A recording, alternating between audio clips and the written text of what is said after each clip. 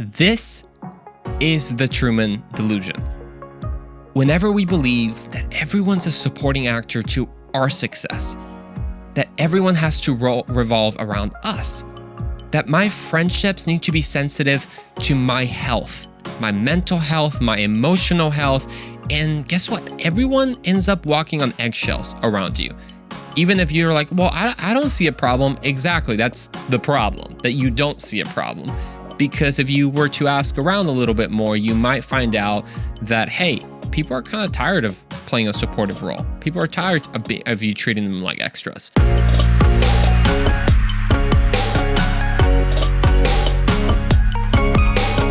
What's up, everyone? Welcome back to the Andrew Ramon Show. I'm so happy that you've tuned in. I hope that you're surviving the hectic holidays. I mean, I was looking at my calendar the other day and it's like, are you like me where apparently my calendar, I have like an event every other day, but it's a good problem, I guess. You know, I can't complain. There is such a great thing about the holidays, celebrating with family, with friends. I hope maybe you've already attended some Christmas parties, maybe have some planned along the way. I don't know. But yes, they can be hectic, but at least we can, in fact, choose to enjoy them along the way. And I do actually encourage you, before we get into this episode, which by the way is going to be very, very deep, I encourage you to actually make a choice and be intentional, but not to get too frustrated over the holidays, because we can in fact kind of ruin times that are meant to bring us together, ruin times with family. We all know how it is. You know, it's like when you try to get ready for church, right? And maybe you're part of a big family and everyone's freaking out, everyone's frustrated, get out of the house, we're late and all this. And then once you make it at church, you're like all smiley faces. Oh, we love each other. When just like half an hour ago, you were yelling at each other in the car. Yeah, that's our choice during the holidays. Choose not to get too frustrated. Choose to enjoy the time with your family, with your friends. Choose to be intentional. Because remember, intentionality brings intended results. So if you want a deeper relationship with your family, then invest in them. If you want deeper friendships, then you be the one who reaches out during the holidays. Get a coffee or something. Do a friend's Christmas get together. You know, I notice myself, the more that I get stressed is the more I focus on my things. You know, the more selfish I become a little bit, because I guess, let me explain this. So the other Saturday, I was enjoying a nice day off. You know, one that I don't have too many of. You know, I work Monday through Friday, and then in my 9-to-5 job, and then, you know, all this podcast stuff. And then the weekend, I'm usually doing something. So I don't get really like a day off of doing nothing whatsoever. Although, as I have been saying on this show, I have gotten a lot better about making that time to just rest, as the Bible says. So I was just enjoying my day off. You know, I went to the gym and then I came back, and my plan was just to record a podcast, edit it, get it all done for the upcoming week. And when I get home, again, take this into account. I'm coming back from the gym, right? So I'm exhausted. And then my dad's like, hey, are you going to that birthday party tonight? Bruh. If I can admit what was going through my mind, I was like, what birthday party? Right now? Oh my gosh. I don't know. I'm tired. I really had no idea this birthday party even existed until like this moment. And to be honest, I wasn't sure if I wanted to go, but I also knew that it would mean something for the person. And so I was like, okay, you know what? I'm going to go. And I didn't want to stay too long because I had recorded my podcast, but I hadn't edited yet, and I didn't want to go to bed late, because then we have setup. If you don't know, in our church, we set up and we tear down, and I'm just like, let's just not stay too long. Well, if you know anything about Latino parties, you'll know we don't celebrate short, my man. No. Nosotros, cuando hacemos una fiesta, hasta las 2 de la mañana, hasta las 3 de la mañana. The hardcore parties do go into like just the morning hours, like 2, 3 in the morning. But with us, you know, it obviously was going to go late. But my intention was not to be the last ones. Yeah, we were basically the last people to leave. And mainly because my parents got the chance to minister and connect with a couple there that they hadn't really had a chance to connect with in a while. You know, in that moment, I had a decision. Do I become frustrated because I didn't get to do what I wanted to do? I mean, gosh, I got things to do. Didn't my parents know that at that moment? Do I just bother my parents until they give in and let's go? Or do I realize that the world doesn't actually revolve around me? Actually, that's what I said at that moment. We were the last ones leaving and we got in the car and my mom was like, hey, I'm so sorry that we left so late. I know you had things to do, but it dawned on me. The world doesn't revolve around me. I'm not the only one that has things to do. My parents in that moment had to talk to this couple. Why did my need trump their need? Well, today's going to get pretty intense. It's going to get deep because I want to expose a couple things, and one that we're going to call the Truman Delusion. Ooh, it sounds deep already. Because here's the truth. When we don't get our way, it's very easy to become annoyed. Like, don't lie. You know you can relate. I'm not the only one that if things barge into your plan, if you have a certain schedule and then, either your parents or your siblings or a friend or something gets in the way of that schedule, it's annoying, right?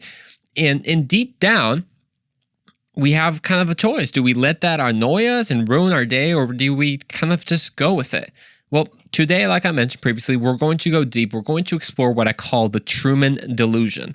And understanding this will actually help shift your perspective and help you not only enjoy your life a little bit more, but also make the most difference around you. Now, again, this is not fluff stuff. I mean, we're going to really dig into it. If you're not familiar with the name Truman, it's actually a psychological comedy / drama that came out in 1998, actually the year I was born. It's about a man called, well, you guessed it, Truman. He is born and raised in a little town called Sea Haven. Now, something cool about Sea Haven is it's beautiful. It's right next to the beach. It's a small town, and everything about his day is ordinary. But as the plot unravels, he starts to notice that the world literally revolves around him, or at least it seems to. Because everything about his day is ordinary, he does the same thing. But everyone does the same thing as well, every single day. Every day he comes out of his house, he says the same famous lines to his neighbors every single morning. Good morning, and in case I don't see you, good afternoon, good evening, and good night. Now, this seems like a coincidence, but through some other coincidences, he starts to discover that his life is actually the #1 TV show in the world, streaming 24/7. Since the day he was born to the present day, everything has been streamed. Now, the plot is his journey to discovering that his whole life is actually a script. No relationship he has is actually real. Even his own wife is an actress. I mean, imagine that. You're just like, what? You don't really love me? Now, the movie ends with him pushing through the boundaries of the set itself, and he arrives to the exit of the giant dome, which has actually been his world. It was one of the few modern wonders that could be seen from space. It was so huge, the dome, that was actually his world. Now, he finally reaches the exit, and he has a conversation with the director, who tries to convince him to stay. But Truman forges his own path to the real world and exits the set. Definitely worth watching. I spoiled everything, but it's also like since 1998, so you've had a lot of time to watch it, okay? So don't blame me if I spoiled it. But one of my favorite parts about that movie has to be whenever he starts to discover that, hey, people are acting weird around me. They're doing the same thing. I mean, he's actually driving in the car and he's listening to the radio station, and there's a little glitch in the radio station, and it seems like every single move that he does in the car is radioed in. They're like, he's turning into Broadway Boulevard. He's turning into Broadway. Okay, now he's turning right, and they're just like tracking him. It's crazy. It's one of my favorite movies out there. There's so many underlying elements in that film that it'd be obviously hard. This is not a review necessarily of the film, but the film does uniquely underline some elements, I think, of life that will help us explore what I call the Truman Delusion. I must not be the only one who at some point wondered if their own life was part of a movie. Like if real life was actually like a video game. What if everything outside of me and that was outside of my sight was on pause until I turned to it? It's like traffic, right? All the actors on the highway are just waiting, sitting in their cars until I start approaching, and then they all get the green light. Okay, fellas, Andrew is approaching the highway. Go ahead and start your engines. And they set the scene called traffic. Have you ever thought that? Like maybe things are just actually revolving around you? I mean, maybe it's egoistic of me to think that. But although it's fun to think about, it's obviously not very realistic. Everyone has their lives. But I do wonder how many of us still live life as if we were the protagonist of the story, the protagonist of life. I don't know if you've realized this, but everyone actually lives their life in first person view. Everyone does. It's actually kind of weird. Whenever you talk to someone, try to envision how they see you, and they can actually see your entire body. Like no one has seen their ears without a mirror, okay, or without a picture. Like it's crazy when you're talking to someone, the way that they see you and what the thoughts that are going through their heads are all influenced, by their experiences and the way that they were raised. And it's just crazy. Everyone lives life as if they were the protagonist of the story. Everyone is, or at some point was, caught up in their dreams, their successes, their success goals, their vision boards. Without maturity, you can actually live in the world as if it was revolving around you. You think, I'm the star of the show. Everyone else is a supporting actor, even like an extra. And as the protagonist, anyone that gets in your way, well, becomes the antagonist of the story, right? Becomes the bad guy. We can be so lost in this Truman delusion as if we were Truman and everything actually revolved around us, believing that everyone's responsibility is that our life work. Everyone's responsibility is to make sure that we're okay and that our life actually is a success. We see people as a means to an end, to a selfish end. Now, I get it. This might sound a bit dramatic. The antagonist, the protagonist, the supporting actor. It's like, okay, what is this, a drama? Well, maybe. I don't know. I get it. It might sound dramatic, but you can actually see this and it's evident in your everyday life.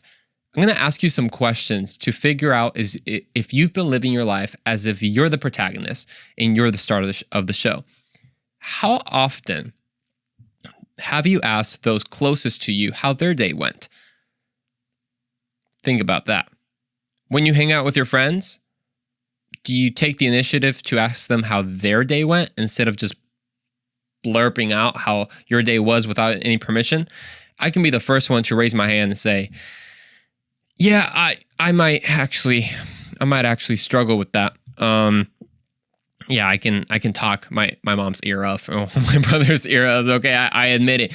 But one of the great ways to kind of take this perspective of selfishness away is actually asking people how their day went. So how often have you asked those closest to you how their day went? Do you listen well, or do you listen only so that you can have your opinion and you can give them advice? Or do you listen to them by the words that they're actually saying, not the words that you want them to say? Do you keep demanding things from your parents and not actually stopping to think about their own needs? How often do you say thank you after your mom or your dad made you dinner before running off to your video games? How often do you say thank you out loud when your parents buy you your new clothes or something? It truly saddens me when I see parents, whether young adults, youth, or younger kids, when they disrespect their parents. Like it saddens me when I see kids do that. They disrespect their parents by not even saying a basic thank you, a good morning, a good night. As you get older, culture teaches you for some reason that parents become like an embarrassment, right? You don't hug your dad anymore. Ooh, no, that's weird. And if your mom hugs you more than 2 seconds, you just freak out. Are parents just supporting actors to your story to help you become successful? Or do they have a story as well? Have you ever considered your parents' not just needs, but their desires and what they might want to do? It's kind of almost my pet peeve whenever parents, and I get it because a parent is a responsibility and you're responsible for your child, but there comes a point where like these kids are dragging their parents everywhere. It's like, no, I don't want to eat that. And it's like, what, you're going to force your mom to make you a whole new meal because you're picky? Are you serious? And maybe I'm speaking to you, man. If you're in high school, you're still living with your parents and like you're still picking, you're making your mom redo stuff like that. I'm sorry, bro. That's being disrespectful. And that's honestly being insensitive and selfish to people around you. You're not the protagonist of the story. What about at your job? Because you're like, okay, I'm not living with my parents, but what about at your job? Are your coworkers or are they competitors? since you're the star of the show, right? Or if I'm the star of the show, I guess gossiping about a certain individual is not that bad. Well, as long as it puts you in a better light or it puts you in a better position, right? What about with friendships? How often do you reach out to get some coffee or hang out? Or do the other people need to reach out to prove their friendship? I don't understand with people about that. Like, I understand that it's not like we're talking about a romantic relationship when you're the only one reaching out and the only one reaching out. Okay, there might be a problem. But whenever it's a friendship, I never understand when people are like, you know what? If they don't reach out first, they don't really want to be your friends. Bro, maybe people have a life. Like, maybe people are busy. Maybe you're not their only friend. Maybe you're not their world all the time. And they appreciate you, but maybe they just had a super busy day at work and they never really thought about it. But if you would reach out, they would love to hang out. The world doesn't always revolve around us. Do you take time to listen to your friends' ideas and advice, or are they just soundboards to your ideas and your advice? Or let's take Christian terms right now, because you're like, oh, I don't see people as means to an end. Interesting. But do you see people as connections, as one step closer to fulfilling your calling, right? Is church only a platform for your calling, or a community that you belong to and you serve? Again, you might say, "Oh, well, I don't use people as means to an end. I believe in loving people." Well, that's great, but whenever you talk to a leader or you talk to someone in a prominent position, do you always just see them as connections? As how are they going to help you fulfill your calling? Thinking about what they could offer you to move up in the ladder of Christian success? Or do you ever think of how you could bless them, even if that's not a benefit to you? This is the Truman Delusion. Whenever we believe that everyone's a supporting actor to our success, that everyone has to revolve around us, that my friendships need to be sensitive to my health, my mental health, my emotional health, and guess what? Everyone ends up walking on eggshells around you. Even if you're like, well, I don't see a problem. Exactly, that's the problem, that you don't see a problem. Because if you were to ask around a little bit more, you might find out that, hey, people are kind of tired of playing a supportive role. People are tired of you treating them like extras. Now, again, it doesn't have to be that dramatic, but it can start by shifting your perspective. Truman woke up to the reality that although he was the star of the show, there was something bigger outside of the dome that was his home. The real world. I think we have to wake up to that. Because he had to step out of the delusion. And so do we. And to step out of the delusion, you have to kind of realize that you are, in fact, sometimes deceived. Look, I get it. The more we grow up, the more, we have a choice to mature. Because as we grow up as kids, the world kind of revolves around us, right? Your mom is making you dinner. Your mom is doing this. Your mom is doing, they're taking you to soccer practice. They're taking you to this sport, to this music class, and everything's about the kids. Everything is. And you kind of grow up, and if you don't learn that there's actual other people in the world and they have their stories, they have their goals, they have their callings, they have their purposes, and you're not the only person in the world, then if you don't wake up to that, you do grow up to almost be like a man-child, to be a kidult, someone who's never, unfortunately, matured. I do think that we have to hold the God perspective about our lives, because there are two extremes, right? There's the extreme of seeing as being so focused on yourself, almost in your individuality, that you forget about the community, right? You forget about those around you. And then we've seen the dangers of focusing so much on the group labels and the group identities that we forget about the individual. Well, God sees us both ways. He sees us collectively and individually. For example, God sees his church and also every single person within the church. There can be an unhealthy obsession of individuality as well as group identities, but God sees the world, but he also sees everyone in them. We have to wake up and realize that we are in fact part of something bigger. This is why I love reading history, right? Because history is like, it opens your mind to like, whoa. I'm not obviously the first human to be here. And there's been so many thousands and thousands and millions and billions, I think you can say, of people have lived their lives with their experiences, with their wisdom, and I get a chance to learn. Wow, that blows my mind. I realize that I'm reaping the harvest that someone else sowed. Have you realized that?